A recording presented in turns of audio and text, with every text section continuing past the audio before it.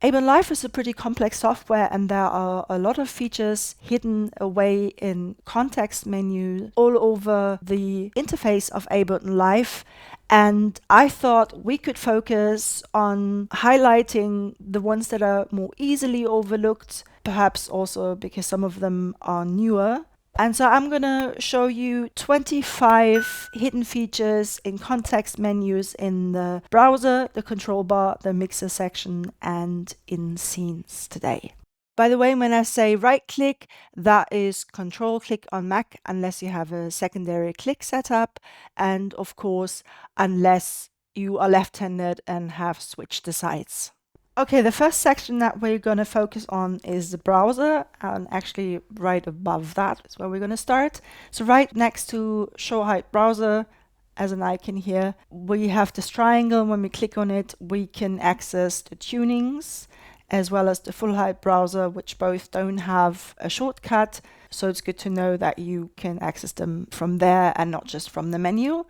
And so when I click on that or tick that, you now have access to the tunings, and we can also remove the tick by clicking on it again, or alternatively, we could also just move that down. And with the full height browser, when we tick it, it works differently to when we just extend the browser. So when we tick it, you can see that everything that was at the bottom, so in this case, it's the device view, but it could also be the clip view, then that's just moved to the right. Whereas when I undo this and simply extend the browser here, you can see that everything at the bottom gets hidden as well. So no more clip view and no more device view. Then right next to either collection or library, you can click edit, which only appears when you hover over it. And then you can just tick or untick anything that you need or don't need respectively. So I could just say, okay, I don't need these. And I don't need the modulators perhaps. And then I can click done here. And so you can change the order that way. And then when you right click on library, you can reset the order back to default. If you don't like your order anymore, or if you would like to start from scratch to create a new one. And if we click on individual categories, then you can see we have options to choose an icon that we like for each category. So I could just choose this one. You're like, nah. I could default back to the original icon as well. When you don't use Splice or the Ableton Cloud, or you don't have a push, then you can hide those as well by right-clicking and using hide from sidebar. You have to do this individually. And if you need them back, you have to go back into the settings. So Command or Control Command, and here under library you can click on Show Cloud, Push and Splice again, and now they're visible again. Additionally, if you right click on current project, you can have it shown in Finder or Windows Explorer. If anything is grayed out on the places, you can right click and locate the folder or remove it from the sidebar.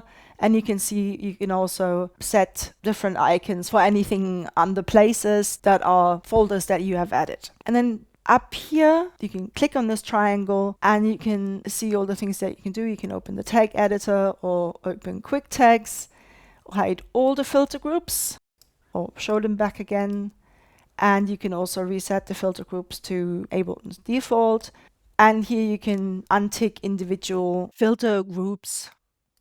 And you can do the same as well by clicking on each category and hiding that filter group, I should say. And then what's also nice that if you click here on this, you can get different options of what you want to show. So when was it modified, the file size, the file type, the rank, or the place. I quite often like to set it to place, because then I can see, is it built in? Does it come from a particular pack? And so on and so forth. But of course you can choose also the rank, how many times you've basically used it, or you can set it to hide all extra columns, which is space saving. So the next section we're gonna focus on now is the control bar, so everything here up top. And we've already looked at this. Next up, we've got link, which also has a context menu. So if we right click, we can set it to link start, stop, sync. which means when we enable it, it turns blue. And what that means is that for any devices that are connected over the same network that have link start, stop, sync activated, the starting and stopping messages will also be synced.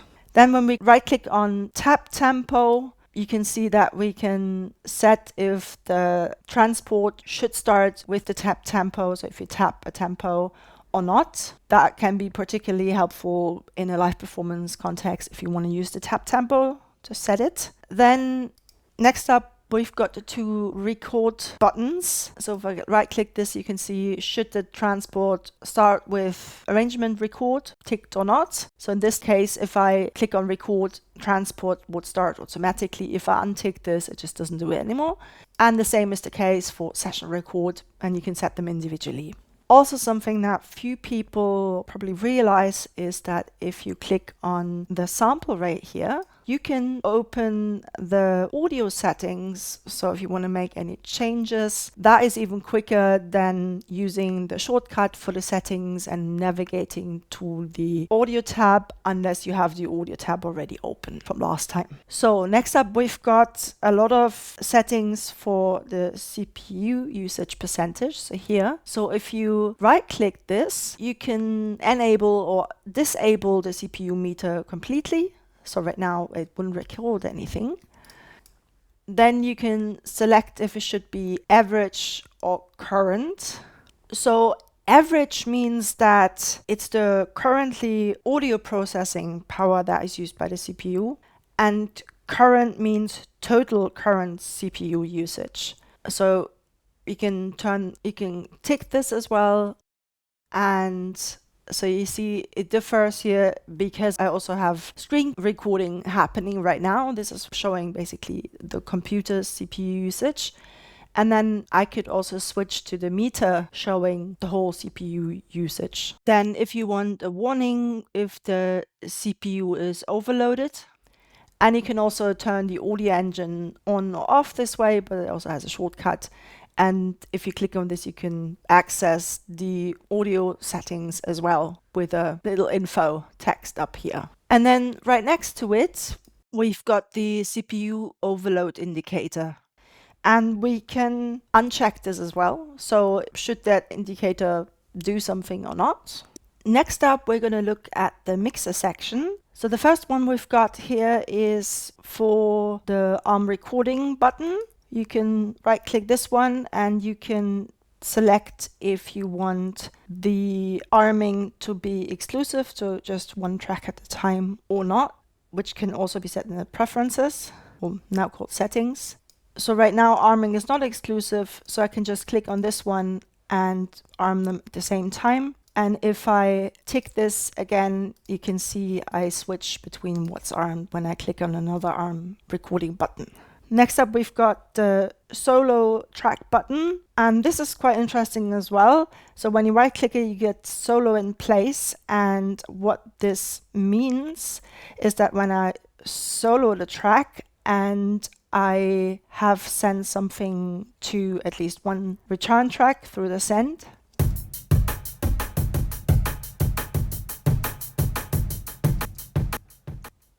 you can see that the output of the return track B is added.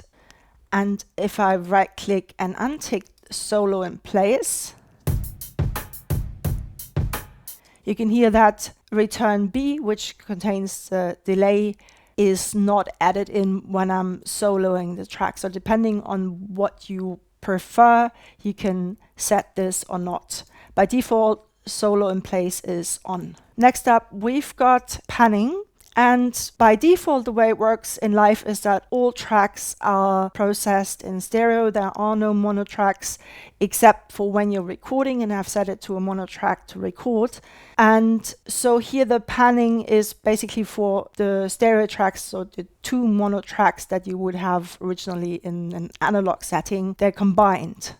But if you would like the old-fashioned method of basically having the stereo track represented as two mono tracks, one left and one right, you can do a right click on the panning and select split stereo pan modes. And now you have one for left and right. And by default, the left is hard panned left and right is hard panned right. And you can change them individually. And you can also right click and select stereo pan mode again. Then you can also right click on any of the sends in tracks and select disable send or disable all sends. This will most likely only be useful in a live performance context, so that if you have a track where you never want to touch the sends, but you might make the mistake, you can just turn them off. And you can also enable them back or individually as well. And the same goes, but the other way around, for the return track. So here you've got sends as well, but they're grayed out because by default they're deactivated, because if you send a return track in another return track or in itself, you quite easily get feedback. And so most likely you will want to avoid this, but sometimes you might actually want to create feedback and use a return track for this purpose. And then you can simply right click and enable the individual send or all sends within the return track. And now I could, for example, send this reverb return track A, into the second return track with the delay. And I can disable them all again. And last but not least, in the mixer section, we have a monitoring setting. So if I click here on monitor, you can right click. We've got keep monitoring latency in recorded audio ticked, or you can untick this as well, depending on what you need. It's just good to know that it's there. So let's have a look at what's hidden in the context menu of scenes. I'm going to right click on here. So the first one that's interesting, that doesn't have a shortcut, is select all slots in scene. So when I click this, you can see that all the clip slots are automatically selected. That can be really useful if you just want to copy and paste them over. So now I can just do that quickly. Then also interesting is here, select next scene on launch in the preferences. So that only goes for if you're triggering the scenes either with a MIDI controller or your computer MIDI keyboard. So if it's either controlled by MIDI or key mapping. So when I trigger the scene, you can see that it triggers all the clips within the scene and it selects the second scene automatically. But now if I untick this is something you can find in the settings, previously called preferences. You can do the same thing. I'm just gonna stop all clips, take it back to arrangement, and then I'm gonna do the same thing again.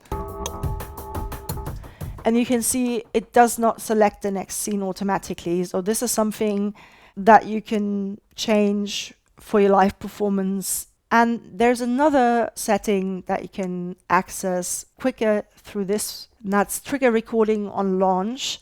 So when a track is armed, should that trigger recording a clip dubbing? So right now it's ticked, and now if I trigger the scene, and the next one,